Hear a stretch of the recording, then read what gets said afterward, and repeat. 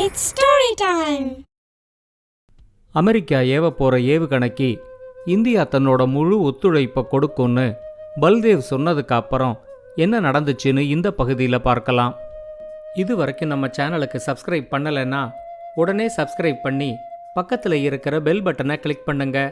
Story time Tamil சேனலுக்காக உங்களுடன் ரவிசங்கர் பாலச்சந்திரன். கதையை கேட்கலாம் வாங்க. ஆர்சி இப்போ பாபினை பார்த்து பயங்கரமாக சிரிச்சாரு. கொஞ்சம் முன்னாடி தான் நம்ம திட்டம் இன்னைக்கு தோல்வி அடைஞ்சிடுச்சேன்னு நினச்சேன். ஆனால் அதுக்குள்ள நமக்கான அடுத்த வாய்ப்பை அவங்களே உருவாக்கி கொடுத்துருக்காங்க.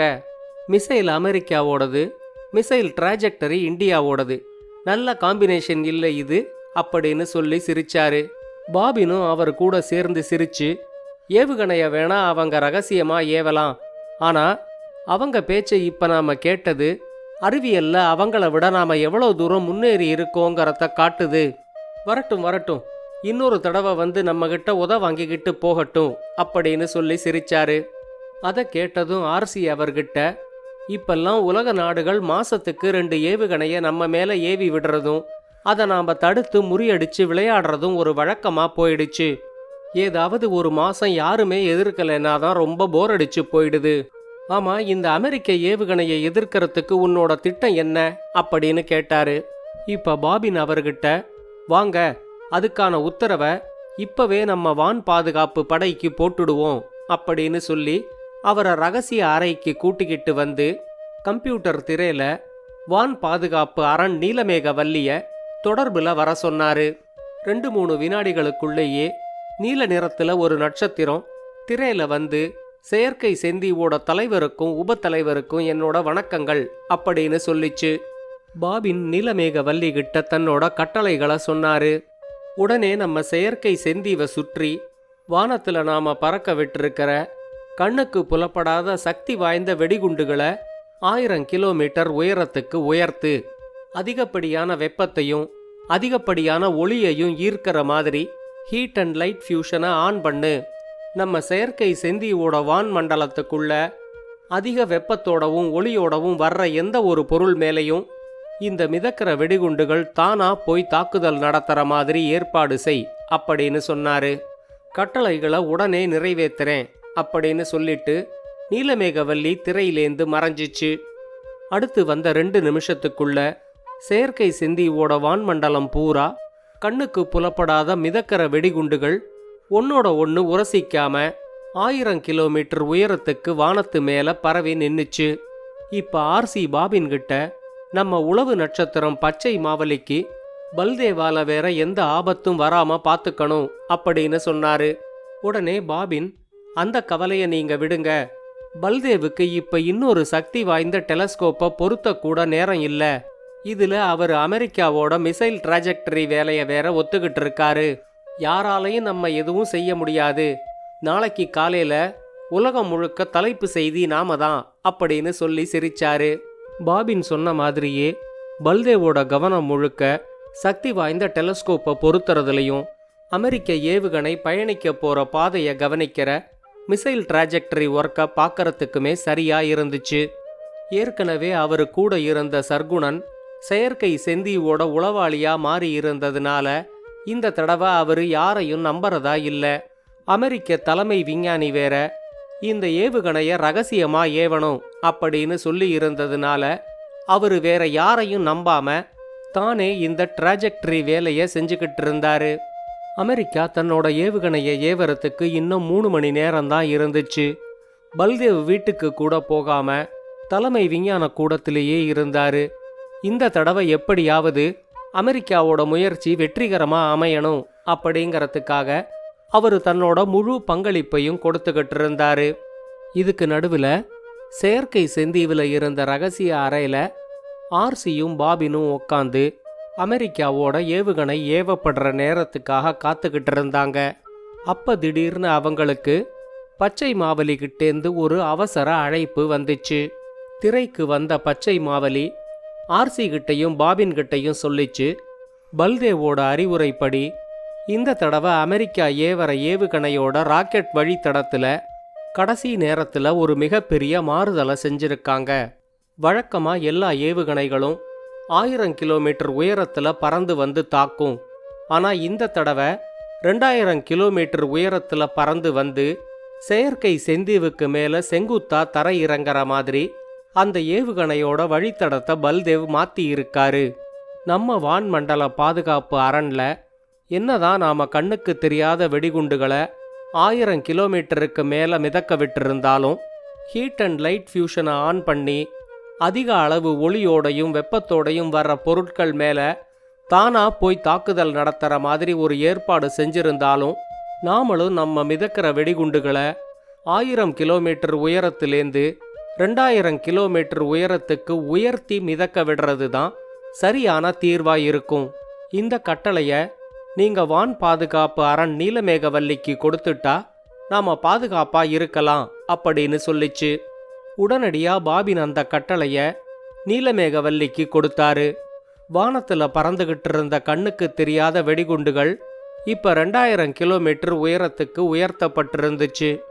செயற்கை செந்தீவுக்கு வந்த பாதுகாப்பு அச்சுறுத்தல் நீங்கிட்டதுனால ஆர்சியும் பாபினும் சர்க்கியூட் டிவி முன்னாடி உக்காந்து ஏதோ சொத்தையா 2 கிரிக்கெட் டீம் விளையாடுற ஒரு மேட்சை பார்க்கற மாதிரி எந்தவித பரபரப்பும் படபடப்பும் இல்லாம அமெரிக்கா ஏவர ஏவுகணைய பார்த்துக்கிட்டு இருந்தாங்க.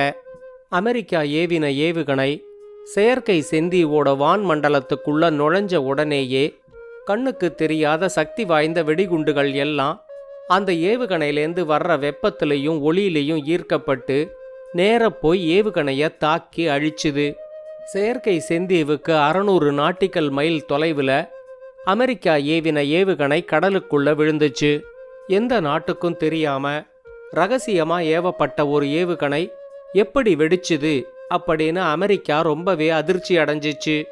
நம்ம நாட்டு விஞ்ஞானிகளை தவிர ஏவுகணை ஏவ போற விஷயம் இந்திய தலைமை விஞ்ஞானி பல்தேவுக்கு மட்டும்தான் தெரியும்.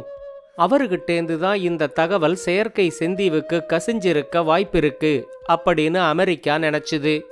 அமெரிக்க வெளியுறவுத்துறையிலேருந்து இந்திய வெளியுறவுத்துறையை தொடர்பு கொண்ட அதிகாரிகள் தங்களோட அதிருப்தியையும் கோபத்தையும் இந்திய அரசு மேல தெரிவிச்சாங்க.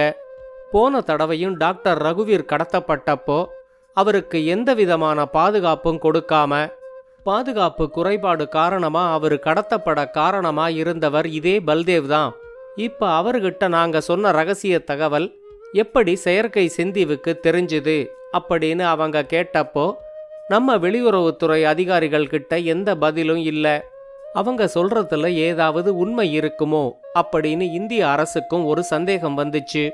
அடுத்து வந்த 1 மணி நேரத்துக்குள்ள இந்திய அரசோட தலைமை விஞ்ஞானி அப்படிங்கிற பொறுப்புலேந்து பல்தேவை இந்திய அரசு நீக்கிச்சு. அது மட்டும் இல்லாம பல்தேவை வீட்டுக்காவல்ல வச்சு அவர் மேல துறை ரீதியான விசாரணையும் உளவு பிரிவோட விசாரணையும் ஒரே நேரத்தில் நடக்கிற மாதிரி 2 குழுவையும் நியமிச்சுது. இதுக்கு நடுவில் செயற்கை செந்தீவில் இருந்த ஆர்சிக்கும் பாபினுக்கும் பச்சை மாவலி வழியா பல்தேவ் கைதானதும் வீட்டுக்காவல்ல இருக்கிறதும் தெரிய வந்துச்சு. பச்சை மாவலி சொன்ன அந்த செய்தியை கேட்டு அவங்க 2 பேருக்கும் ரொம்ப சந்தோஷமாயிடுச்சு. பாபின் ஆர்சி கிட்ட எனக்கு பல்தேவை பத்தி நல்லா தெரியும். மிசைல் டிராஜெக்டரிய அமெரிக்கா இந்தியா கிட்ட கொடுத்த உடனேயே அவரு ஏதாவது புத்திசாலித்தனமா செஞ்சு செயற்கை செந்தீவை அழிக்கிறதுக்கு எல்லா முயற்சிகளையும் செய்வாரு அப்படின்னு நான் எதிர்பார்த்தேன். நான் எதிர்பார்த்த மாதிரியே அவரும் மிசைல் டிராஜெக்டரிய மாத்தி அமைச்சு ஏவுகணை 2000 கிலோமீட்டர் உயரத்துக்கு மேல பறந்து வந்து செயற்கை செந்தீவில் செங்குத்தா இறங்கி நம்ம தீவை மொத்தமா அழிச்சிடுற மாதிரி ஒரு திட்டம் போட்டாரு. சரியான நேரத்துல நம்ம உளவு நட்சத்திரம் பச்சை மாவலி வழியா இந்த தகவல் நமக்கு கிடைக்காம போயிருந்தா இந்நேரம் பல்தேவோட திட்டம் வெற்றி அடைஞ்சிருக்கும். இந்த மாதிரி புத்திசாலியான விஞ்ஞானிகளால எப்பவுமே நம்ம செயற்கை செந்தீவுக்கு ஆபத்து இருந்துகிட்டே தான் இருக்கு. இவங்க நம்ம கூட சேரவும் மாட்டாங்க. நாட்டுக்காக பாடுபடுறேன்னு சொல்லி அவங்க விஞ்ஞான அறிவை வீணாக்கி நமக்கு எதிராக ஏதாவது செஞ்சுக்கிட்டே தான் இருப்பாங்க. ஆனா இனிமே நாம பல்தேவை பத்தி கவலைப்பட வேண்டிய அவசியம் இல்லை. இந்திய நாட்டோட சட்டத்திட்டங்களை பத்தி எனக்கு நல்லா தெரியும். தான் ஒரு குற்றவாளி இல்லைங்கிறத நிரூபிச்சு பல்தேவ் இதிலேருந்து வெளியே வர்றதுக்கு குறைஞ்சபட்சம் அவருக்கு 20 வருஷங்கள் ஆயிடும். அதுக்கப்புறமும் அவரால் நமக்கு எந்த தொந்தரவும் வராது. கிட்டத்தட்ட அவர் ஒரு செத்த பாம்பு மாதிரி தான் அப்படின்னு சொல்லி சிரிச்சாரு. பாபின் சொன்னது காதுல விழுந்தாலும் ஆர்சி ஏதோ தீவிரமான சிந்தனையில இருந்தாரு. அவரு பாபின் கிட்ட, நீ சொன்னதும் சரிதான், சரியான நேரத்துல பச்சை மாவலி நமக்கு தகவல் தரலன்னா இந்நேரம் செயற்கை செந்தீவை காப்பாத்தி இருக்க முடியாது. கொஞ்ச நாளைக்கு அவரையும் அவரு கூட யாரெல்லாம் பேசுறாங்க, இந்த விசாரணை எந்த திசையை நோக்கி போகுது, இதை எல்லாத்தையும் நாம கவனிக்கணும். பல்தேவையும் அவரோட பையனையும் பச்சை மாவலியோட கண்காணிப்பு வளையத்துக்குள்ளேயே வச்சிருங்க அப்படின்னு சொன்னாரு. பாபின் சொன்ன மாதிரியே வீட்டுக்காவல்ல இருந்ததும் விசாரணை வளையத்துக்குள்ள இருந்ததும் பல்தேவுக்கு மிகப்பெரிய மன உளைச்சலா இருந்துச்சு. வீட்டுல அவர் கூட இருந்த கைலாஷ் கிட்ட, நானா தேச துரோகி, நானா குற்றவாளி, இந்த நாட்டுக்காக நான் என்னெல்லாம் செஞ்சிருக்கேன், செயற்கை செந்தீவை அழிக்கிறதுக்கு நான் எவ்வளவு அர்ப்பணிப்போட வேலை செஞ்சேன் அப்படின்னெல்லாம் சொல்லி புலம்பிக்கிட்டே இருந்தாரு. கைலாஷ் அவர்கிட்ட, நீங்க எதுக்கும் கவலைப்படாம தைரியமா இருங்கப்பா, எனக்கு உங்களை பத்தி நல்லா தெரியும், கூடிய சீக்கிரமே நீங்க குற்றவாளி இல்லைன்னு இந்த நாட்டுக்கு தெரியத்தான் போகுது, உங்களை இந்த சிக்கல்லேருந்து விடுவிக்க என்னால என்ன செய்ய முடியுமோ அதை நான் கண்டிப்பா செய்யறேன் அப்படின்னு சொல்லி அவருக்கு நம்பிக்கை கொடுத்தான். பல்தேவ் கொஞ்ச நேரம் எதுவும் பேசாம அமைதியா உக்காந்துருந்தாரு. ஒரு ஆறுதலுக்காக அவரு கூடவே கைலாஷம் அமைதியா உக்காந்துருந்தான். அப்ப எங்கேந்தோ பீப் பீப்னு ஒரு மெல்லிய சத்தம் கேட்டுச்சு. கைலாஷ் அவர்கிட்ட, எங்கேந்து இந்த சத்தம் வருது அப்படின்னு கேட்டான். ஆனா பல்தேவுக்கு அந்த சத்தம் காதுல விழல. அவரு கைலாஷ் கிட்ட, எந்த சத்தம் அப்படின்னு கேட்டாரு. கைலாஷ் பக்கத்துல இருந்த டோஜோ கிட்ட, உன்னோட மைக்கோட சென்சிட்டிவிட்டியை அதிகமாக்கி நாய்ஸ் ரிடக்ஷனை ஆன் பண்ணி இங்க ஏதாவது சத்தம் வருதாங்கிறத கேளு அப்படின்னு சொன்னான். டோஜோ அவங்கிட்ட, ஆமா, உங்க அப்பா தலையிலேந்து பீப் பீப்னு ஏதோ சத்தம் வருது அப்படின்னு சொல்லிச்சு. பார்க்கறவங்களுக்கு ஒரு நல்ல தோற்றத்தை கொடுக்கணுங்கிறதுக்காக ஒரு விக்க பல்தேவ் பயன்படுத்திக்கிட்டு இருந்தது கைலாஷுக்கு ஏற்கனவே தெரியும். உங்க விக்கில் இருக்கிற ஒரு முடியிலேந்து தான் இந்த சத்தம் வருது அப்படின்னு சொல்லிக்கிட்டே சத்தம் வந்த அந்த முடியை மட்டும் கைலாஷ் தனியா பிடுங்கி எடுத்தான். இப்ப பல்தேவுக்கு எல்லாமே நல்லா புரிஞ்சிடுச்சு. தன்னோட தலையிலேந்து பிடுங்கி எடுக்கப்பட்ட முடி உளவு சொல்ற ஒரு மின் இழை அப்படிங்கிறத அவரு புரிஞ்சுகிட்டாரு. தப்பி ஓடின விஞ்ஞானி சர்குணன் தான் தன்னோட 50வது பிறந்த நாளுக்காக பாரிஸ்லேருந்து இதை வாங்கிக்கிட்டு வந்து அன்பளிப்பா கொடுத்தது அவருக்கு ஞாபகத்துக்கு வந்துச்சு.